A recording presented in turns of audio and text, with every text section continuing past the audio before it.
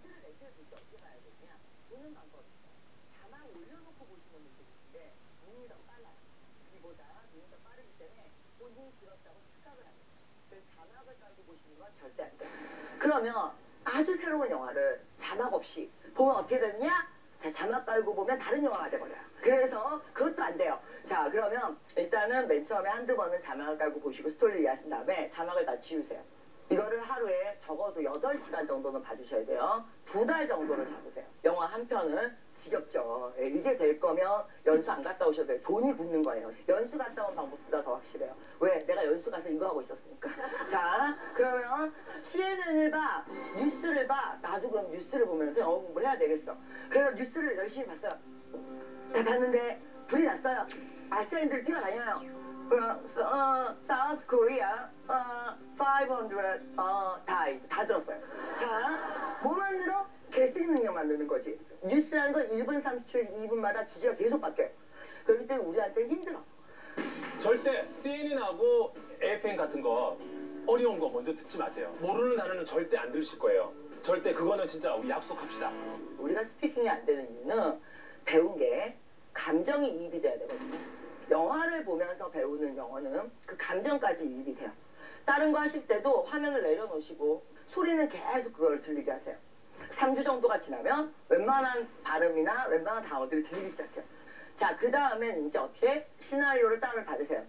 받아서 조연일, 걔만 나올 때만 같이 하는 거야. 같이 치시는 거야, 대사를. 그러다가 이제 실력이 늘기 시작하면 주인공 같이 치는 거지. MP3 녹음하시면서 발음이 어디가 다른지 보시면서 한 사람의 일생을 다뤄요. 2시간 영화면. 2시간짜리 영화에 나오는 표현을 모두 다 익히시면 그러면 여러분들 영어를 바꿔놓고 살 수도 있어요. 너무 욕심을 내지 마세요. 좀 진득한 노력이란 건 많이 한다고 남보다 손해가 되는 건 아니에요. 남들이 봤을 때 저렇게까지 해야 돼. 우리는 인간이 많은 나라에 살아요. 솔직히 얘기해서 공부로 승부내기가 너무 힘든 나라예요. 우리나라 요번에 대졸 신입사원 68만 명인데 그런데 취업 가능 인구가 대기업, 천대 대기업 3만 명이에요. 그럼 68만 명 대학생이 공부 좀 했다는 대학생들이 그중에 3만 명만 살아나가는 거예요. 공부로 두각을 나타내니까 한마디로 얘기하면 정말 더럽게 힘든 나라예요. 그렇기 때문에 노력이라는 걸 남들만큼만 하시면 그럼 바로 낙오가 될 수 있는 나라. 토익 얘기를 안 하고 갈 수가 없어서 아주 잠깐만 해보도록 할게요. 여러분 저기 모르는 단어 있으세요?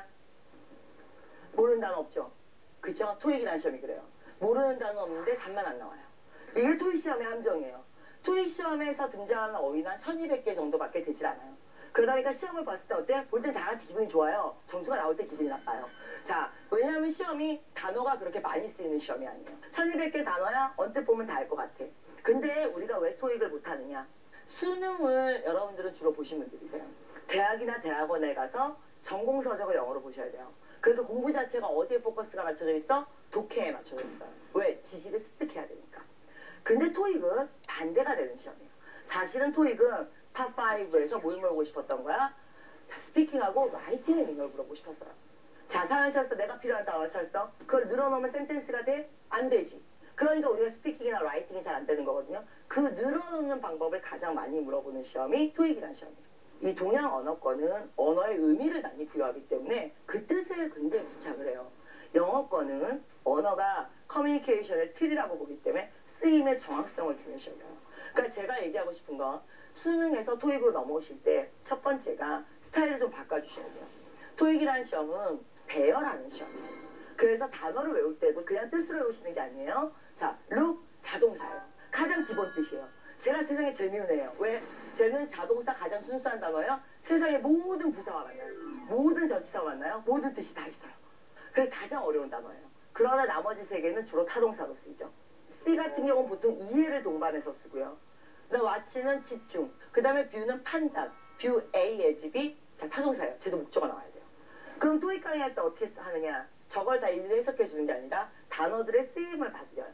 그 1200개를 언제 어떻게 누구와 이거를 많이 들어놓으셔야 돼요. 그래야지 여러분들이 토익을 좀 단기간에 빨리 끝내실 수 있어요. 이런 식으로 접근하는 영어가 엉망인 영어다. 누가 그래요? 찍기다. 누가 그래요? 찍기가 뭔데요? 내가 맨 처음에 그 라이팅을 공부할 때 내가 힘들었던 부분이에요. 내가 한영사전을 찾잖아요. 보다를 찾으면 보다만 20개가 나와. 어떤 걸 쓰라는지 알 수가 없어. 내가 봤을 땐 이 토익이라는 시험이 여러분들의 그 약점을 잘 잡아주는 시험이거든요. 그래서 거기서부터 나온 강의가 지금까지 이어지고 있거든요. 우리가 다른 문제를 한번 볼게요. 답이 뭔 것 같아요? 아이디어스. B. 그래서 여러분들이 학생이신 거예요. 자, 왜? 일단 제가 토익이라는 시험에 대해서 접근하실 때 뭘 강조하냐? 토익은 비즈니스 영어예요. 학생 마인드에서 보시면 안 돼요. 여러분들의 아이디어는 공상이고 상상이에요. 근데 학생들은 자기가 봤을 때 반짝이면 그게 아이디어라고 생각해. 그러니까 다 같이 뭘로 가서 틀려요? 띵크로 가서 틀죠. 그런데 기업에서 얘기하는 아이디어란 그게 증명이 되고 수익성이 나와야 아이디어예요. 그렇기 때문에 디벨롭이 답이에요. 이건 비즈니스 영어적인 측면에서 접근해드린 거예요. 토익 어휘란 건 시험에 나오는 1200개가 뭔지를 먼저 보시고요. 그 다음에 걔네들이 중요시 여기는 건 사용의 주의점이에요. 뜻이 아니라고. 그래서 접근을 조금만 다른 각도로 해보시면 훨씬 공부하시기가 편할 거예요. 남들이 맨날 하는 내가 중고등학교 때 했던 그 공부를 계속하고 계시면 안 돼요. 평가자가 원하는 공부가 있어요. 그거에다 눈높이를 맞춰서 범위를 다시 조정해서 들어가셔야 돼요. 중학교 1, 2학년 때 왕따였고 나는 굉장히 독선적이었는데 내 얘기 말고 재미가 없어요. 그래서 여러분들이 민폐시라고.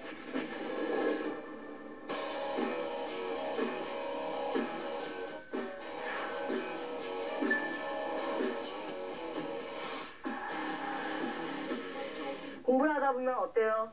오늘은 가스불을 안 잠그고 온 것 같아요. 그쵸? 네, 중간에 가야겠어요. 자, 오늘 내가 친구랑 아주 중요한 얘기를 해야 되기 때문에 30분 일찍 나가요. 그러면서 여러분들 뭐라고 얘기했냐? 다 인맥이야. 그래요? 여러분들 인맥 누가 있는데요?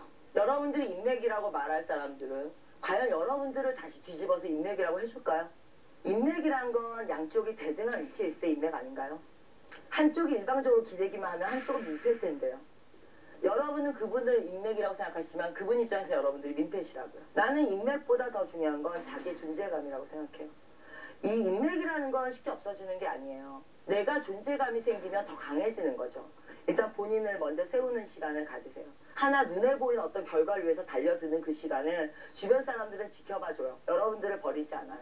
요즘 왕따 문제가 굉장히 심각한데 저는 굉장히 중고등학교 때 돌아보면 파란만장했어요. 중학교 1, 2학년 때 왕따였고 고등학교 때는 굉장히 유명했고 또 왕따인 시기가 있었고 근데 왜 그랬느냐? 코드가 안 맞아. 뭐가 안 맞냐? 연예인들 얘기를 해요. 난 재미가 없어. 나는 굉장히 독선적이라서 내 얘기 말고 재미가 없어요. 그래가지고 연예인들 얘기를 하는 걸 난 이해를 못하겠어. 이제 개그 프로를 보고 와서 얘기를 해요. 안 웃겨. 안 웃긴 걸 어떡하라고 나보고. 그래서 그런 게 한동안은 난 참 고민이었어요. 그런데 재밌는 건 뭐냐? 제가 석사과정 할 때 제 친구들 중에 핸드폰 있는 친구 아무도 없었어요.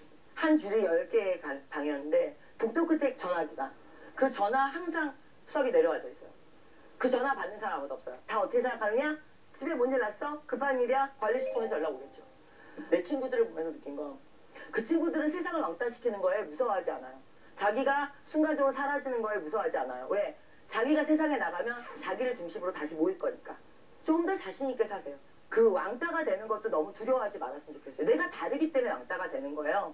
그러면 그걸 굳이 맞춰서 평범해지실 필요는 없어요. 내가 쟤네들이 하는 얘기가 마음에 안 들어. 쟤네들이 하는 얘기에 관심이 없어. 듣지 마세요. 내가 공부할 때 한 가지 철칙이 있었는데 고민이란 건 일주일 이상 해서 결론이 안 나는 건 고민하지 않는다가 내 철칙이었어요. 왜? 그 고민은 근본적으로 내 무능력에서 난 거기 때문이에요. 그러니까 내가 능력을 갖고 다시 하지 않나? 그 고민은 반복되는 거예요. 감정, 고민, 머리 이게 통제가 돼야 돼요. 그렇지 않고 그게 막 떠다니기 시작하면 노력도 힘들고 올인하시기도 힘들고 스스로 컨트롤하기 굉장히 힘드세요. 그렇기 때문에 감정이나 이 고민이나 이런 거를 관리를 좀 잘 하시고요.